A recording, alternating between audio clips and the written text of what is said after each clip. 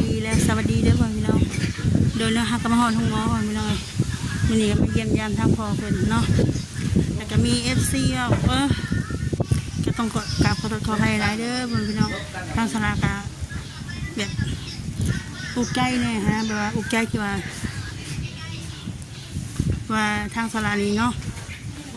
งานการกับเหตุมิจฉาคออย่างเดียวในสลาก็อยากทำว่าสลาบริการงานหม่องไหนเนาะ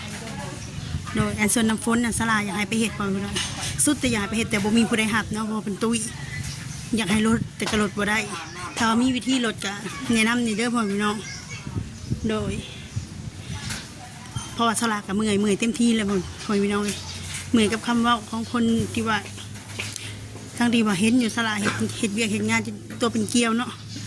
เห็ดบ่เคยยุบบ่เคยย่อนเลยได้เท่าไรก็เอาขอเพียงแต่ได้เงินมาจุนเจือครอบครัวแต่ก็ยังมาว่าใส่กันแบบนี้ฮะนะสละกระเทาะพอไปเลย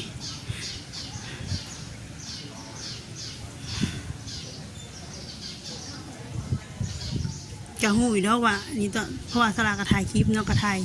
บอกว่าอย่างกับสละกระถ่ายลงมัดพอไปเลยแต่ช่วงที่สละไปเก็บเลขสละบริท้ายเนาะที่สละเรื่องเห็นงานแบบอิสระเพราะว่าบริกินเงินเดือนกันยังว่าถากกินเดือนสลาบ่พอจ่ายนี่น้องพ่อพี่น้องเองแต่ว่านี่ค่ะเฮ็ดงานกินแบบว่าเป็นมื้อเนาะเขาได้เท่าไรสมมุติว่าเขามื้อได้เขาได้หลายเขาก็ได้หลายเงินถ้ามื้อได้เขาได้น้อยก็แล้วแต่ดวงเขาอะนะพ่อพี่น้องแต่ว่ากินเงินเดือนแล้วเอาสลาไปเปรียบเทียบกับผู้นั้นผู้นี้เนาะกับคนมีภาระคนมีแบบคนมีลูกกับคนบ่มีลูกมันบ่คือกันเลยพ่อพี่น้องโดยให้เข้าใจนำกันในนี้เนาะว่าคนมีลูกกับค่าใช้จ่ายมันก็หลายแต่ถ้าคนบ่มีลูกถ้าสละบ่มีลูกสละบ่เฮ็ดก็ได้บ่กินก็ได้เฮ็ดได้ก็ได้เนาะถ้าว่ามีแต่อยู่กัน2คนผัวเมียแบบนี้นะแต่เขาลองระยะเอาสละไปเปรียบเทียบกับคนนั้นคนนี้ถ้าว่าบ่มักบ่ยังก็เดินผ่านเนาะเพราะว่าบางทีหลายๆสิ่งหลายอย่างแมนยูเขาก็พยายามเห็นจนสุดความสามารถบางทีคนทำมันท้อนะพ่อพี่น้องเจ้าคิดเบิ่งผู้หญิงตัวคนเดียวต่อให้แข็งแกร่งสำได้นะมันก็อันนี้อีกคือกันนะพ่อพี่น้อง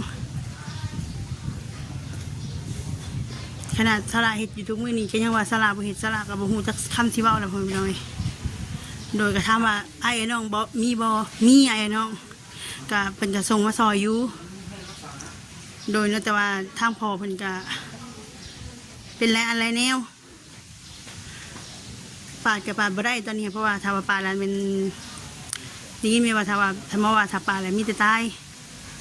เพราะว่าตอนนี้เราก็ไอแห้งพร้อมเลยรายละเอียดกะสิเขาไปทานทั้งเมย์เพิ่นเนาะพ่อพี่น้องเขาไปเยี่ยมยามทางพ่อเพิ่นตอนนี้ก็ใส่ผ้าปิดปากนะพ่ออยู่ห้องหมอจะไปทำอาการเบิ่ง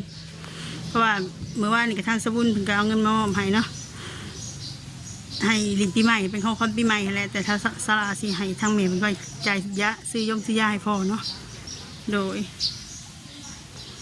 มาเดี๋ยวไปพบพ่อกันเลยพ่อพี่น้องที่ได้พ่อเป็นอะไรมื้อนี้นักเลยคือว่านักก็เก่าใส่ยานักน้ำแข็งคนนักเราปวดแข้งปวดขาบริขนาดหมอวัน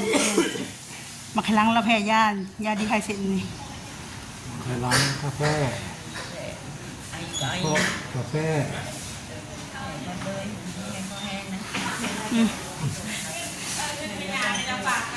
พื้นอะไรปะ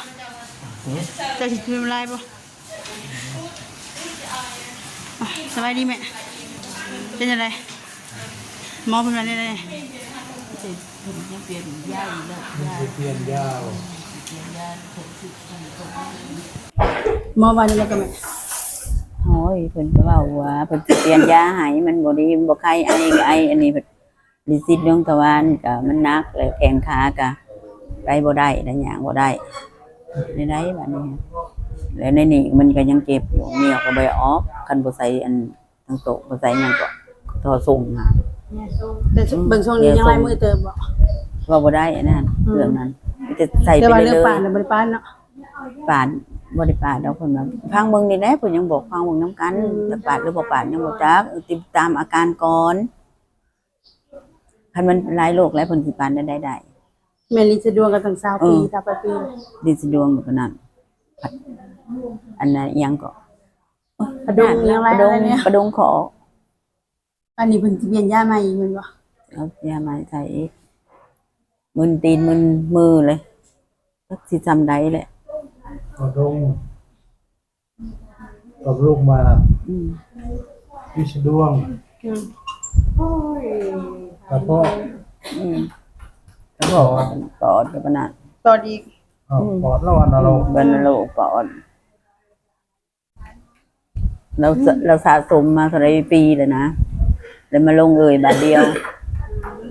นี่นานได้ก็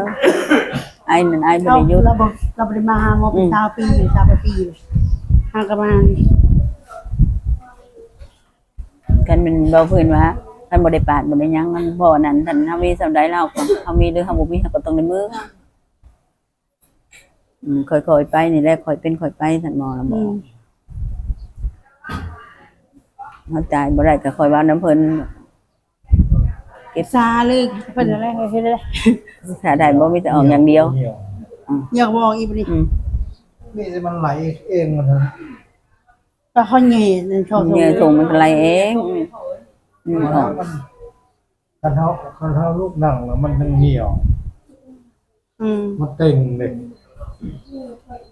คันเท้านั่งแล้วมันจิ้วมาโลกมันเหนียวแล้วมันเจ็บ อย่างนี้เด้อ เจ็บในท้อง อ่ะผู้อยู่นี่ติมันสิไว้มันผู้อยู่นี่ติไปใส่ก็บ่ได้เจ็บก็เจ็บอันถึงตรง เจ้าเนาะพี่เขาเลยแม่ กินแต่เช้ากินไม่เดียวนั้นนะทางพอซื้อข้าว5,000 2ผัวเมียนี่โลไปโลมาโลอัน ย่างบ่ได้ ยังไม่ได้เลย ย่างบ่ได้เด้ เฮ็ดจะได้สาหาบัตรค่าลูกมาเท่าไหร่ มาบ่ได้ดอกมามีบางน่ะอยู่เงินไปใส่บ่ได้ ค่าลูกก็ขายอีกมา คนนี้อีกประเด็นลูกอีกอีก2คนเฮ็ดได้สั่นบ่นี่ อันฉันก็บ่ได้ว่าแล้วอันนี้ขออย่าด่ามากเลยบ่มีแล้วอันฉันว่าภาษาไข่นี่ไข่ที่เดียวเรียกกันไข่จักสิเฮ็ดได้นะบัดที่ป้าทั้งนั้นมาเบิ่งนี่บัดทั้งนั้นเขาว่าเฮาแพงน้ำพุนเอาไปอย่างน้ำพุนเฮ็ดเวียกบ่แม่นเฮาบ่อยากเฮ็ดเวียกมันบ่มีผู้ใดรับ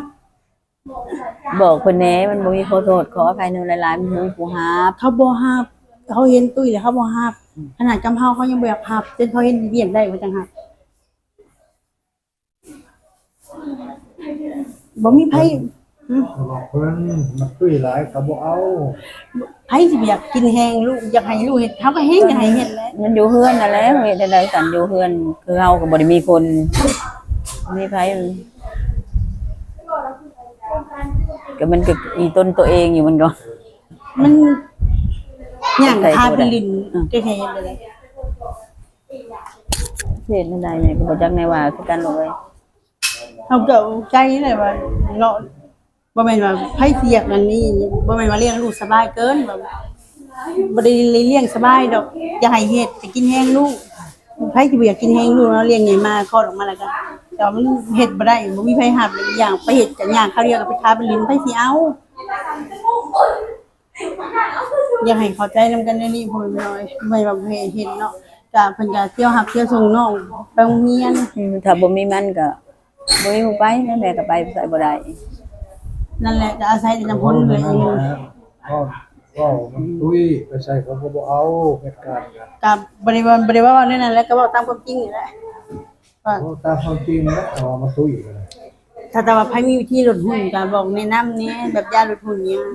เขาก็อยากให้เพิ่นลดหุ้นแล้วมันเพิ่นไปเฮ็ดเวียกเฮามันขนาดเฮาเฮ็ดเวียกสิตาย80กว่าคือเก่าน้ำหนักค่ะบ่ลงเลย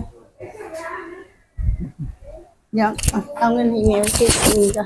ซื้อยาอีกก็เอาเงินใช่ป่ะเมื่อวานก็พอดีทางสบุญบรรณาโทรหา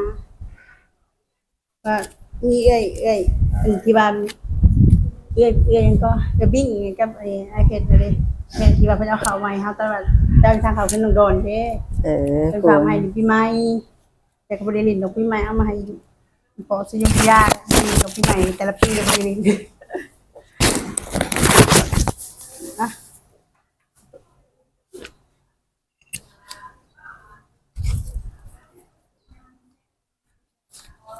เอาไปซื้อยมซื้อยาแต่ทีเรียเขาก็เก็บไว้นำอะไรอยู่เรือนอยู่ด้านนี้ไปเบิ่งหมองเขาเมื่อกี้นี่ เรื่องไปเช้า ไปทำไปหาทิพย์ จับเอานี่มันซื้อยงซื้อยา คือยมดูเช้า ดีเศร้าซะบ่ ดีเศร้าเลย ดูชอบดูคนโผล่มาหา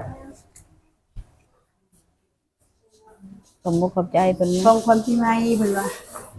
เมื่อคืนนี้ก็รบกับเพิ่นเยอะก็ใช้เป็นขอบคุณเพิ่นนั่นแหละที่ว่าเพิ่นก็ยังนึกถึงเนาะ อืม ขอบคุณเพิ่น ขอบมุกขอบใจหลายๆขอบคุญขอบคุณเด้อที่ก็โอนเงินมาให้ซื้อยุกซื้อยาให้พ่อเฒ่าในลิ้นปีใหม่บ่ได้ไปดอกปีใหม่สิได้ลิ้นปีสิได้ลิ้นสุกดูซื้อยมซื้อยานี่แหละให้พ่อเฒ่านี่แหละอายุขอบใจหลายๆเด้ออยู่ดีมีแฮงบ่ให้เจ็บบ่ให้จนเด้อทั้งหน้าที่การงานอยู่ดีมีแฮงเอ้าเฮ็ดมีงานเก่า โดยทางพอกันเนาะให้ดีให้เช่าทุกมื้อ เขาเมื่อวันเสาร์เขา เล่นผู้เล่นปีแล้วก็รถก็หลายๆช่วงปีใหม่นี่ อืม โอเคนะเพื่อนพี่น้องสำหรับคลิปนี้ก็สิขอจบคลิปแล้วเพื่อนพี่น้องไว้พบกันคลิปหน้าเด้อจังได๋ก็ฝากเป็นกำลังใจสลายเด้อเพื่อนพี่น้องที่ส่งคอมเมนต์บนคลิปสลายติดต่อจบได้ดีบ่ครับเต็มละมื้อค่ะโดยสำหรับคลิปนี้ก็ขอสบายดี